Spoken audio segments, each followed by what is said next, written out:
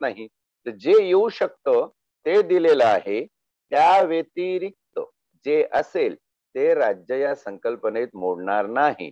थोडक्यात खाजगी संस्था.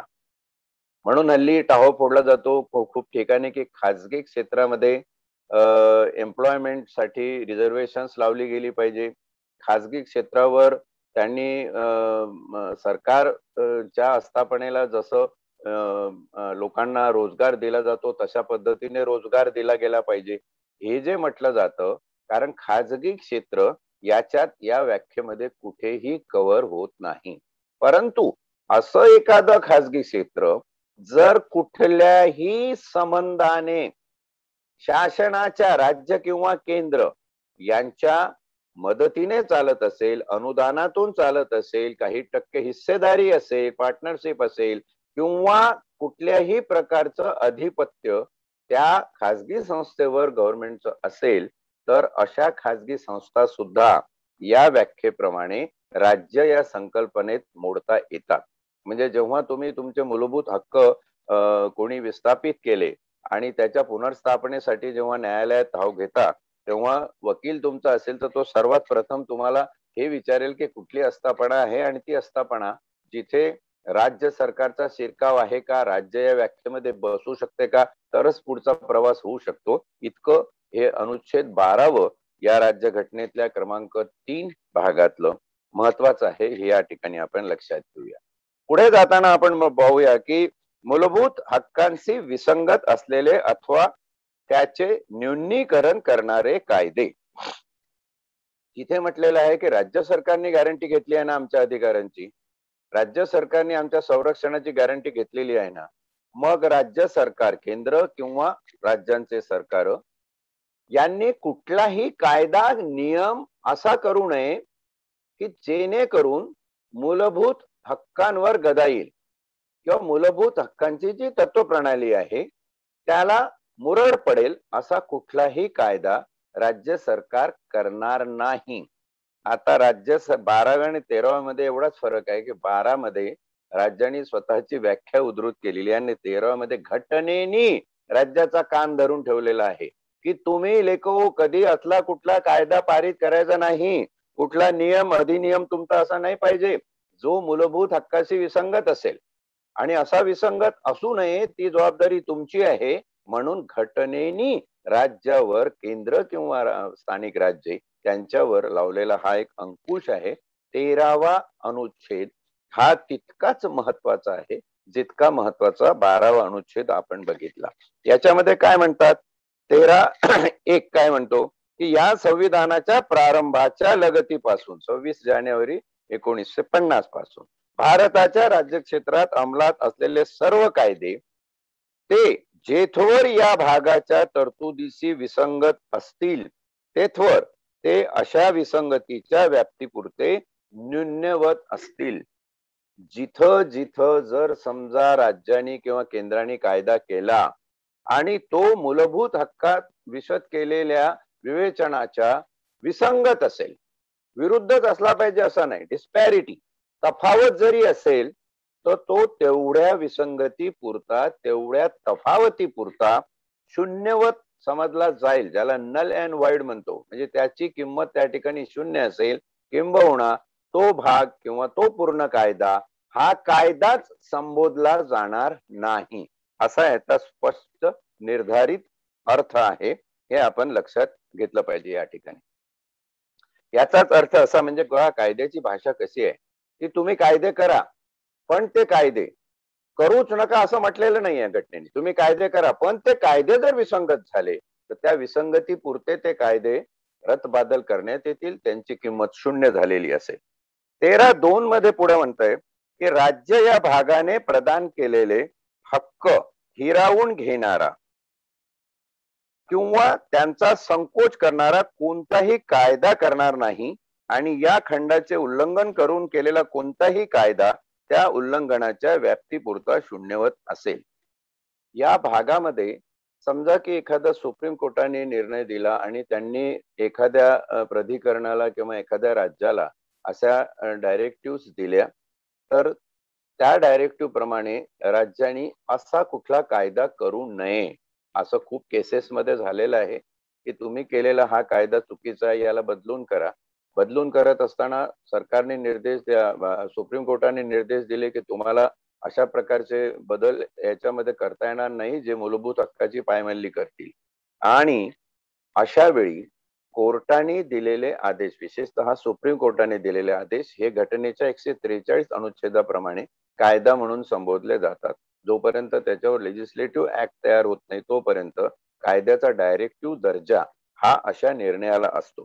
अशा वेळी जर एखादं राज्य एखादा कायदा करून तो कायदा जर मूलभूत हक्काचं हिरावण करून घेणारा, मूलभूत हक्क हिरावून घेणारा असेल किंवा त्याचा संकोच करणारा असेल, म्हणजे मूलभूत हक्क दिलेले आहे पण संकोच म्हणजे कसा की कायद्यात नमूद करताना जे प्रवर्ग, जे विभाग, ज्या माणसांच्या कॅटेगरी, जे सामाजिक शैक्षणिक दर्जाचं बिरुदावली आहे ते वापरण्यात संकोच केला असेल.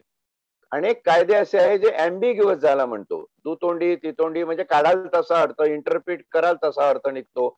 मग अशा ज्या काही शब्दांचा उल्लेख शासनाने कायदा पारित करताना केला असेल तर घटना काय म्हणते की त्याच्यावर बंधन आहे, तुम्हाला असा उल्लेख संकोच करणारा किंवा हक्क हिरावून घेणारा करता येणार नाही. आणि जर तुम्ही तसा केला असेल तर त्या उल्लेखापुरता तो कायदा रद्दबातल समजण्यात येईल, तो कायदा शून्यवत असेल.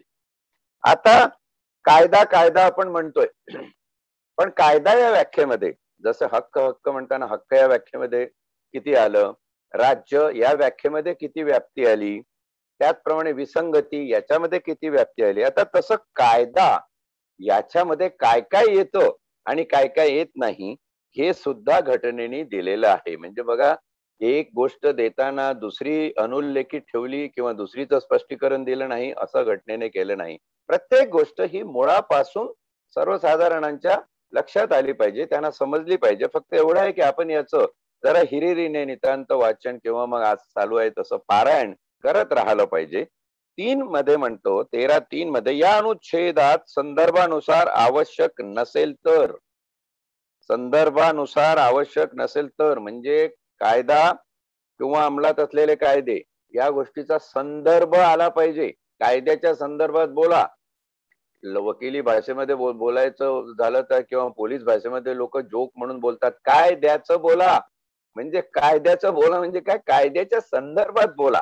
कायद्याच्या संदर्भात बोलत असताना 12(3) क मध्ये कायदा यात भारताच्या राज्य क्षेत्रात कायद्या इतकाच प्रभावी असलेला कोणताही अध्यादेश, रिझॉल्युशन, आदेश, ऑर्डर, उपविधी, नियम, उपनियम, विनियम म्हणजे नियमाला विनीत करणारा, नियमाकडून कारवाई करण्यासाठी प्रोसिजरल म्हणजे नियम आणि विनियम म्हणजे प्रोसिजर, प्रक्रिया, अधिसूचना, ऑर्डिनन्स, रूढी म्हणजे कस्टम्स, युसेज ज्याला म्हटलेलं आहे.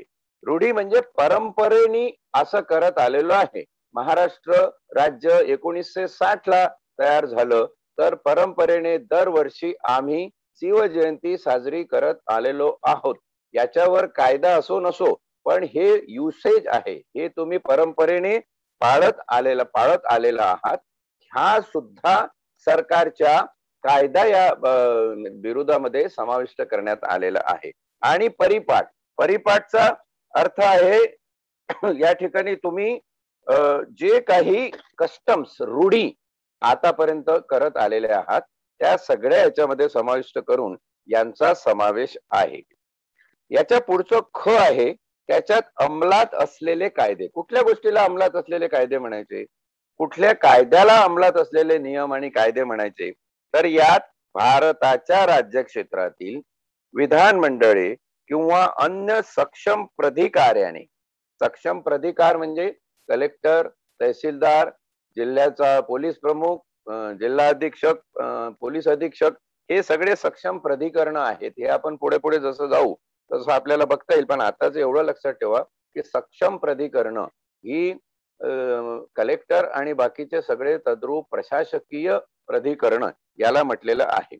या संविधानाच्या प्रारंभापूर्वी पारित केलेल्या किंवा केलेल्या व पूर्वी निरसित न झालेल्या कायद्याचा समावेश आहे. म्हणजे हे संविधान लागू झालं त्याच्या आधी आपल्याकडे 1935 त्याच्याही आधी 1919चा भारत सरकारचा कायदा अस्तित्वात होता. घटनेमध्ये आपण ते सर्व कायदे नष्ट नाही केले, कारण काही कायदे जनजीवनाच्या आवश्यकतेसाठी अत्यावश्यक म्हणून ठेवण्यात आलेले आहे, रिपील झालेले नाही. असे कायदे जरी या घटनेच्या अगोदर पासून कार्यरत असतील, तर या घटना चालू झाल्यामुळं हे कायदे मागचे आहे म्हणून ग्राह्य धरले जाऊ नये असं होणार नाही. तर ते कायदेही या तरतुदीपुरते अंमलात असलेले कायदे या विरोधाखाली त्याचं रूप समजलं जाईल आणि त्यानुसार ते कायदे प्रचलित कायदे आहे असं मानण्यात येईल. निरसन न झालेल्या एखाद्या वेळी आपण ते कायदे काढून टाकले आणि नसेल काढून टाकले, जर काढून टाकले असतील तर ठीक, नसल काढून टाकले तरीही ते कायदे आपल्या घटनेच्या परिक्षेत्रामध्ये येतात आणि त्याच्यावर अंमलात असलेले कायदे असंच त्याला समजलं जाईल. मग असा कोणताही कायदा किंवा कोणताही भाग त्यामुळे मुळीच किंवा विशिष्ट क्षेत्रामध्ये अंमलात नसला तरी हरकत नाही. असा कायदा हा त्या कायद्याचा काही थोडासा भाग एखाद्या क्षेत्रात अंमलात असेल, म्हणजे मध्य प्रदेशात एखादा वन कायदा अंमलात असेल आणि तो महाराष्ट्रात अंमलात नसेल, पण जर वेळ आली आणि तुमच्या मूलभूत हक्कांचं उल्लंघन झालं असेल तर तो कायदा सुद्धा तुम्हाला संदर्भासाठी घेता येतो, रेफरन्स म्हणून घेता येतो. आणि असे रेफरन्स हे काय असलेले कायदे, अंमलात असलेले कायदे या संज्ञेखाली मोडले जातात. इतकं बारीक बारीक विवेचन या भागामध्ये केलेलं आहे. जो चौथा भाग आहे याच्यातला, या अनुच्छेदातली कोणतीही गोष्ट 368 अन्वये केलेल्या संविधानाच्या कोणत्याही सुधारणेस लागू असणार नाही. म्हणजे काय आहे की 368 अनुच्छेदामध्ये संसदेला घटना दुरुस्तीचे अधिकार बहाल केलेले आहेत. तर हे करत असताना, म्हणजे आर्टिकल 13चं आपण पालन करत असताना भारताच्या संसदेला घटना दुरुस्तीसाठी यातलं काहीही बाधा येणार नाही. म्हणजे घटना दुरुस्ती करून नवीन कायदे, जसं आता 102वी घटना दुरुस्ती, त्यानंतर 127वी घटना दुरुस्ती आपण बघतोय की आरक्षणाच्या बाबतीत नचपेंट कमिटी, तामिळनाडूचं मॉडेल, तिथून बऱ्याचशा काही घटना दुरुस्ती करून काही कायदे नव्याने आणलेले आहेत. त्याला शासनाला किंवा संसदेला प्रतिबंध या 13व्या आर्टिकलने केलेला नाही. म्हणजे एखादा तुम्ही म्हणाल की आता 13व्या आर्टिकल मध्ये तर म्हटलेलं आहे की रिझर्वेशनचा असा असा SC ST ऍक्ट तयार झाला आहे, अॅट्रॉसिटीचा कायदा असा तयार झालाय, त्याला तुम्ही बगल देऊ शकत नाही, त्याला तुम्ही चेंज करू शकत नाही. तर तसं नाही, त्याला तुम्ही चेंज करू शकता, कारण हे 13व अनुच्छेद हे अनुच्छेद 368 ला मारत नाही. 368 ते ओपन ठेवलेलं आहे. मग तुम्ही म्हणाल की एका बाजूला तुम्ही म्हणता की हे या मानवी हक्काचा भंग होऊ नये त्यासाठी अशा प्रकारचे बंधनं संसदेवर, सरकारवर देण्यात आलेली आहे, आणि एका बाजूला म्हणतात निर्बंध देण्यात आलेला आहे. तर याचा अर्थ समजून घेताना, घटनेतल्या विसंगती समजून घेताना हेही लक्षात ठेवलं पाहिजे की जर समजा सरकारने एखादी अमेंडमेंट करून असा एखादा कायदा नवीन पारित केला किंवा असलेल्या कायद्यामध्ये काही बदल घडवून आणला, तर तो बदल जर मूलभूत हक्काची पायमल्ली करणारा असेल तर 13(2) नुसार तो त्या व्याप्तीपुरता शून्यवत समजला जाईल. म्हणजे तुमच्या हाती मुळात एक अधिकार दिलेला आहे, तो अधिकार अबाधित राहावा त्याचंही तुमच्याकडे साधन दिलेलं आहे. त्याचप्रमाणे तुमची प्रगती आणि येणाऱ्या काळामध्ये ऍडजस्ट होण्यासाठी घटनेने काळ परत्वे, काळ सापेक्ष बदलत राहावं, तीही मुभा दिलेली आहे. म्हणजे चेक अँड बॅलन्स ज्याला आपण म्हणतो. कुठल्याही प्रकारे या घटनेचं खरं सौंदर्य हेच आहे. कुठल्याही प्रकारे तुम्ही या घटनेकडे बघा, चारही बाजूनी यथासांग असा तुमच्या जीवनाचा, तुमच्या मानवी अस्तित्वाचा विचार या घटनेने केलेला आहे. जेव्हा आपण हे पारायण म्हणतो, याला खऱ्या अर्थाने हाच शब्द मला वाटते रूढ झाला पाहिजे. आणि ज्या पद्धतीने ह्या एकेका शब्दाची फोड केल्यानंतर एक एक सत्यांश, सत्याचा अंश आपल्या समोर येतो, अक्षरशः ते जगण्यातलं सत्य आहे. खरंच आहे, असं नाही झालं. बरोबर आहे हे तुम्ही बोलता ते. हे असं म्हणता म्हणता म्हणता म्हणता वाटतं अरे बापरे, किती सखोल अभ्यास केलेला आहे. आणि म्हणून हे जे चिंतन घटनापीठासमोर एक एक वाक्य एक एक शब्द टाकण्यासारखं आपल्या महामहिन लोकांनी त्यावेळीच्या केलं, ते स्पृहणीय आहे, वंदनीय आहे असं मी म्हणेल. आता मूळ कायदा की जो तुमच्या मानवी हक्काच्या उल्लंघनाला कारणीभूत ठरू शकेल किंवा कुठल्याही प्रकारचा बाधा त्याला येईल, त्याचं एका ओळीमध्ये समारोप केलेला आहे. तुम्ही 12 आणि 13 पूर्ण डोळ्यासमोर ठेवला आणि त्याच्यामध्ये 14 टाकला, तर अक्षरशः दुधामध्ये साखर टाकल्यानंतर एखाद अर्धा चमचा मध टाकून ते घोळावं आणि त्याचा आनंद अमृतासारखा यावा, तसं हे 14व अनुच्छेद आहे. 14वा अनुच्छेद काय म्हणतं? राज्य कोणत्याही व्यक्तीस भारताच्या राज्य क्षेत्रात कायद्यापुढे समानता अथवा कायद्याचे समान संरक्षण नाकारणार नाही. Everybody is equal before the law, म्हणून याला समानतेचा हक्क असं टायटल या 14व्या आर्टिकलला देण्यात आलेलं आहे. कुठल्याही कायद्यापुढे कुठलाही माणूस हा समान दृष्टीने बघितला जाईल. कायद्याची दृष्टी वेगळी असणार नाही. तुम्ही कलेक्टर असाल, शिपाई असाल, पंतप्रधान असाल, तुमच्यासाठी ही घटना आणि या देशातला कायदा एकसारखाच आहे. हे खऱ्या अर्थाने सामाजिक न्यायाचं पहिलं मधाचं बोट, ज्याला आपण म्हणू मधाचा ठेंब आपल्याला चाखायला मिळतो, की सामाजिक न्यायाची पायाभरणी कुठं झालेली असेल तर या समतेचा हक्क प्रदान करणाऱ्या आर्टिकल 14 मुळे झालेली आहे. आर्टिकल 14 जरी एका वाक्याचं असलं तरी याची व्याप्ती आकाशाला गवसणी घालू शकेल एवढी मोठी याची व्याप्ती आहे.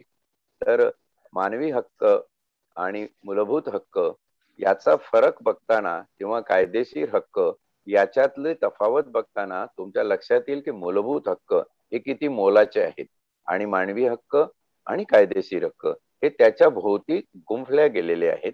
म्हणून मूलभूत हक्काला अनन्यसाधारण महत्व दिलेलं आहे. या मूलभूत हक्काचा सगळ्यात महत्वाचा हक्क म्हणजे राईट टू इक्वॅलिटी, समानतेचा हक्क. या पूर्ण भागामध्ये आपण जे फंडामेंटल राईट्स बघणार आहोत ते थोडक्यात 7 प्रकारचे आहे.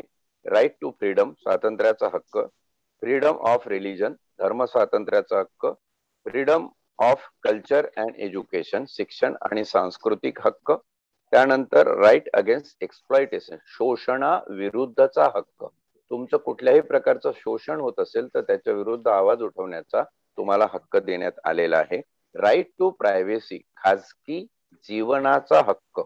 आणि राईट टू कॉन्स्टिट्युशनल रेमेडीज, म्हणजे जर तुमच्या हक्काची पायमल्ली झाली असेल तर तुम्हाला त्यासाठी कुठे दाद मागता येते. मग सुप्रीम कोर्टात कुठे मागता येते, कुठल्या अनुच्छेदाप्रमाणे मागता येते किंवा हायकोर्टात कुठल्या अनुच्छेदाप्रमाणे मागता येते, ते आपण जसजसं पुढे जाऊ तसतसं आपण याच्यामध्ये बघणार आहोत. परंतु एक लक्षात घ्या की मूलभूत हक्क या भाग 3च्या प्रकरणात आपण विचार करत असताना 3-4 गोष्टी आपल्याला लक्षात ठेवल्या पाहिजे की मूलभूत हक्क हे देशांतर्गत असतात, मानवी हक्क हे वर्ल्ड वाईड असतात, ज्याला आपण युनिव्हर्सल म्हणू शकतो. म्हणजे उद्या माणूस जर चंद्रावर किंवा मंगळावर स्थिरावला तर त्याचे हक्क काय असतील, तर त्यावेळी आपल्याला मानवी हक्कांचा जास्त विचार करावा लागेल. मूलभूत हक्कांचा विचार त्याच्यानंतर होईल.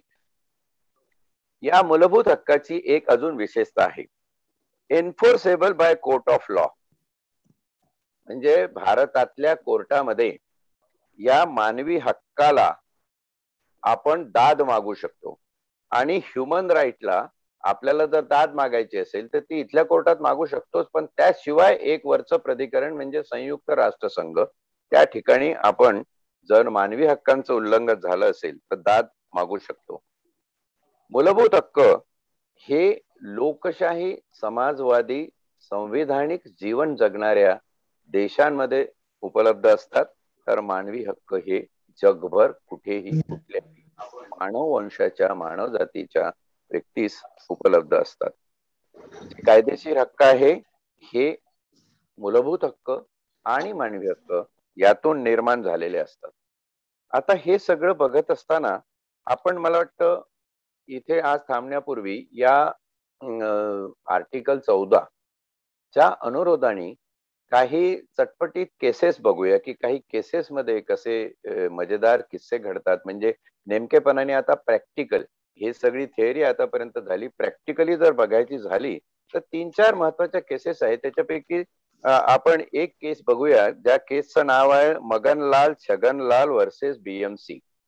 मगनलाल मार्केट जर कोणी बघितलं असेल आणि त्यावेळीची ती केस आहे, त्याच्यामध्ये काय झालं होतं की बीएमसीच्या कमिशनरला राज्य शासनाने एक ऑर्डर दिली की त्या ऑर्डर प्रमाणे तुम्ही निष्कासन करा किंवा काही डिमोनायझेशन आहे ते करा, बाकीचे काय जे करायचं असेल ते सांगितलं.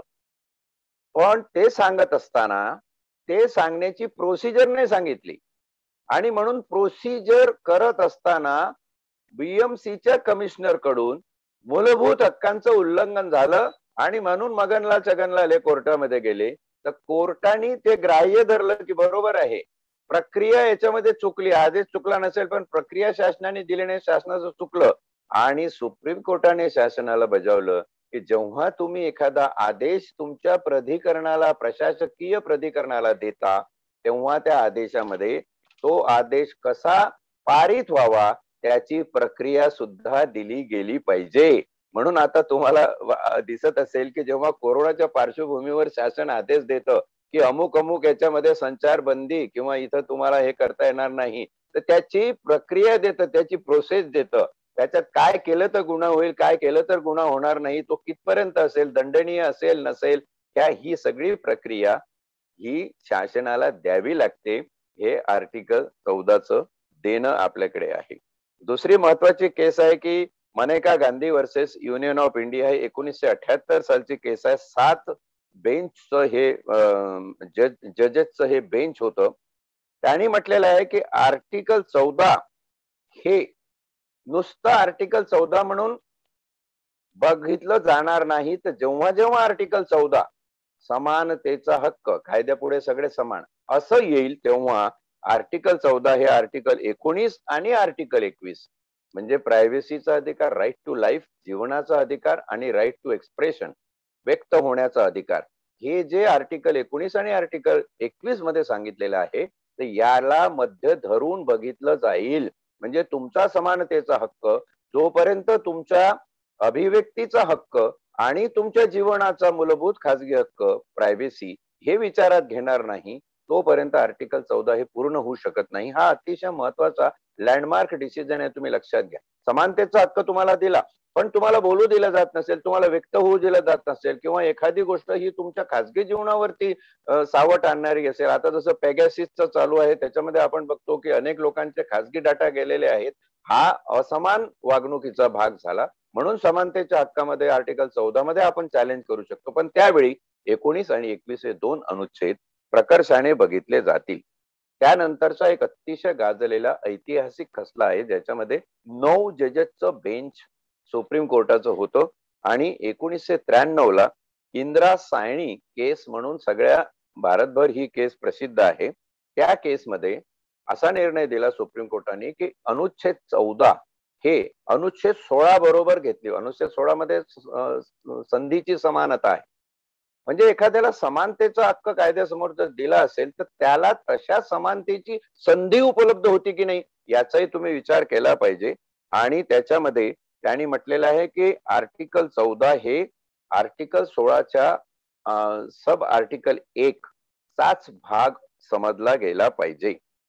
Article 14 never to contravene any other article in the constitution. आणि एक महत्वाचं ऑब्झर्वेशन इंदिरा साहनी मध्ये दिलेलं आहे की आर्टिकल 14 हे कधीही कुठल्याही मूलभूत हक्कांच्या विरुद्ध असू शकत नाही. This is a fantastic line of law की आर्टिकल 14 हे निर्विवादपणे, निसंगपणे मानवी जीवनाचा मूलभूत हक्क आहे. तो कुठल्याही आर्टिकलच्या अनुषंगाने विरोधात समजला जाऊ नये. आणि मॅक्सिमम लिमिट 50% आरक्षणाची या केसनी घालून दिलेली ही भारतामध्ये आज खूप गाजते ही गोष्ट. त्या अनुषंगाने जेव्हा आपण पुढे जाऊन तेव्हा याचा विचार निश्चितपणे करू. पण 50%हून अधिक आरक्षण जर दिलं तर समानतेची जी संधी आहे ती उरलेल्या 50%ना मिळणार नाही. त्या उरलेल्या 50%मध्ये बरेच असे मेरिटियस स्टुडंट असतील की जे या रिझर्व आरक्षित 50%पेक्षा कितीतरी वरच्या दर्जाचे असतील. त्यांच्या संधीचाही विचार करून जर आरक्षण द्यायचंच असेल तर 50%च्या वरती देता येणार नाही. ही ग्यानबाची मेक आर्टिकल 14 समानतेचा हक्क या संज्ञेखाली आलेली आहे. हे कृपा करून युवकांनी लक्षात ठेवावं. त्यानंतरची लँडमार्क केस आहे Vishakha versus state of Rajasthan. हे स्त्रियांवर होणाऱ्या लैंगिक अत्याचाराबद्दल सुप्रीम कोर्टाचं डिसिजन ह्या आर्टिकल 14च्या अंतर्गत आलेलं आहे की ज्या ठिकाणी स्त्रिया काम करतात ते विशाखाचं प्रकरण जेव्हा गाजलं सगळ्या भारतभर लोकांनी ते बघितलं आणि मग सुप्रीम कोर्टामध्ये गेल्यानंतर सुप्रीम कोर्टाने सांगितलं की sexual harassment is not only violation of protection against exploitation. तिचं शोषणाविरुद्धचं व्हायोलेशन नाहीये, तिचं शोषण तर होतच होतं, but right to life and right to dignity हा पहिल्यांदा शब्द प्रयोग आलेला आहे. 1997 सालचं डिसिजन आहे की स्त्रीला एक दर्जा आहे, तिच्या मातृत्व तुल्य असा एक दर्जा आहे. मानवतेचं लेणं स्त्रीत्व आणि स्त्रीत्वाचं लेणं मातृत्व असा जो संदर्भ त्यावेळी देण्यात आला होता कोर्टामध्ये की स्त्री ही सर्व सदा सर्व काळ दर्जाचीच आहे आणि तिचा स्त्रीत्वाचा दर्जा हा राखला गेलाच पाहिजे. तिची दर्जाहीनता होताच कामा नये. आणि एखाद्या ठिकाणी ती केवळ कुठल्या बॉसच्या अंडर काम करते म्हणून तो तिच्या स्त्रीत्वाचा दर्जा अवेरून जर तिच्याशी वागत असेल तर हा गुन्हा होतो. हे सुप्रीम कोर्टाचं ऑब्झर्वेशन जे आलेलं आहे ते अनुच्छेद 14 प्रमाणे आलेलं आहे. सुप्रीम कोर्टाने या केसमध्ये ज्या गाईडलाईन्स दिलेल्या आहेत त्याचं काही राज्यांनी कायद्यात रूपांतर केलं, काही राज्यांनी केलेलं नाही. संसदेने सुद्धा विशाखा केसचं अजून कायद्यात रूपांतर केलेलं नाहीये. फक्त एक sexual harassment prevention act at work place म्हणून नियमावली जाहीर केलेली आहे. त्यानुसार या विशाखा केसच्या महत्वाने आणि आर्टिकल 14च्या अनुलक्षून तो कायदा निर्माण करण्यात आला आहे जिथे स्त्रीला एक विशेष संरक्षणच फक्त नाही तर दर्जाही देण्यात आलेला आहे. त्याच्यानंतरची केस आहे Navtej Singh Johar versus Union of India 2016ची केस आहे. ही केस पण खूप गाजली. छोटीशी केस आहे पण ह्या केसनी फार LGBTQ नावाचा संदर्भ आणला की जे पूर्ण पुरुष किंवा पूर्ण स्त्री नाही ट्रान्सजेंड आहेत या ट्रान्सजेंड लोकांसाठी ही कायदा समान असला पाहिजे. LGBTQ was considered as genetically mutated natural phenomena. म्हणजे एखादा माणूस ट्रान्सजेंडच्या स्वरूपात जर त्याचं रूप त्याला प्राप्त झालं असेल तसं तर हे काही कोणी घडवून आणलेलं नाहीये. हे जेनेटिकली म्युटेशन झालेलं आहे. जैविक सूत्रांमध्ये त्याच्या तसा बदल होऊन त्याला नैसर्गिक व्यक्ती म्हणूनच आपण संबोधलं पाहिजे. त्याला अनैसर्गिकरित्या बाकीचं कुठलंही काही गोष्टी असेल त्या तुमच्या दृष्टीनं अनैसर्गिक असतील पण जर तो त्यासाठी जन्माला आलेला आहे आणि तशा प्रकारचं त्याचं पूर्ण मानवी ओरिएंटेशन तसं जीवन त्याचं सुसंगत आहे त्या गुणयुक्त गुणात्मक DNA RNA तर त्याला तुम्ही तो समानतेचा दर्जा व्यक्तीचा दिला पाहिजे. आणि तुम्हाला वाटेल की समजेल की या निर्णयानंतर IPCतलं 377 हे कलम समलिंगी संभोगाबद्दलचं हे कलम जे पहिला गुन्हा संबोधण्यात आलं होतं ते काढून टाकण्यात आलेलं आहे. हा प्रताप बघा घटना कधी लागली, घटनेमध्ये कायदा कधी निर्माण करण्यात आला, पूर्वापार मानव वंश हा कसा प्रगतशील राहिला आणि समाजामध्ये जसजसे बदल होतात तसतसा कायदा सुद्धा आपली कूस बदलतो. पण कायद्याची मूळ मूस कायदा समाज कितीही कूस बदलला तरी समानतेची मूस ही बदलत नाही. हे परत एकदा तुमच्या अनुच्छेद 14नी समानतेच्या हक्काच्या मूलभूत हक्काखाली सिद्ध करून दाखवलेलं आहे. त्यानंतरचा शेवटचा कायदा आहे Joseph Shine versus Union of India 2018चा. हा 5 जजनी दिलेला आहे. त्याच्यामध्ये ऍडल्ट्री म्हणजे व्यभिचार हा गुन्हा होत होता कलम 497 मध्ये IPCच्या ते 497 कलम काढून टाकलेलं आहे आणि त्याभर हुकूम CRPCचं 198 कलम होतं, ज्याच्यामध्ये फक्त नवऱ्यालाच कंप्लेंट करण्याचा अधिकार दिला होता. तेही रिपील करण्यात आलं, तेही डिलीट करण्यात आलं. म्हणजे स्त्रीच्या दर्जाची पुनर्स्थापना या ठिकाणी करण्यात आलेली आहे. की व्यभिचाराच्या संकल्पनेत असं म्हटलं होतं की एखादी स्त्री जर परपुरुषाबरोबर आढळली असेल तर त्याला व्यभिचार म्हणावा आणि त्या व्यभिचाराची तक्रार फक्त नवराच करू शकतो असं जेव्हा म्हणण्यात आलं तेव्हा कायद्यात असं त्याचं विश्लेषण केलं गेलं की विवाहित स्त्री ही नवऱ्याची धरोहर म्हणजे त्याची एखादी वस्तू आहे का की तिला कोणीतरी यूज केलं म्हणून तो तक्रार करू शकतो, तिला अधिकार तो नाही का? स्त्रीच्या दर्जाला आणि स्त्रीत्वाला संरक्षण करणारे आपण एवढे अधिकार दिलेले आहे तर त्या स्त्रीलाही अधिकार असला पाहिजे FIR देण्याचा, जर तो व्यभिचार तिला वाटत असेल तर. आणि जर तिने स्वेच्छेने ते कर्म केलं असेल तर एक व्यक्ती म्हणून समानतेच्या हक्कामध्ये तिला तो अधिकार आहे. म्हणजे ह्या केसेस आपण बघितल्या तर तुम्हाला मोठी गंमत आहे याच्यामध्ये की बघा तुमच्या जीवनाच्या सर्वंकष अंगाला कायदा स्पर्श करतो. आणि म्हणून सुरुवातीला आपण म्हटलं की जीवनाची व्याख्या तत्वज्ञान किंवा बाकीचं अध्यात्म त्यांनी करण्यापेक्षा जीवनाची व्याख्या जेव्हा कायद्याने केलेली असते ती किती सुगम, रसाळ आणि सुंदर असते, किती आपलं जीवन पल्लवित आणि विकसित करणारी असते, हे या घटनेच्या भागातून निष्पन्न होतं. मला वाटतं याच्यावर काही प्रश्न असतील तर आपण पुढच्या भागामध्ये नक्की कव्हर करूया. माझी विनंती आहे माझ्या तरुण युवक मित्रांना, जे कोण हे ऐकतात, तुमच्या मनात काही प्रश्न असतील ते प्रश्न विचारत चला. आमचा यशवंत तिथे बसलेला आहे, तो तुमच्या प्रश्नांची दखल घेईल आणि पुढच्या भागामध्ये त्या प्रश्नाची उत्तर देण्याचा मी निश्चित प्रयत्न करेल. मला वाटतं यशवंत आज आपण इथे थांबूया. खूप खूप धन्यवाद सर.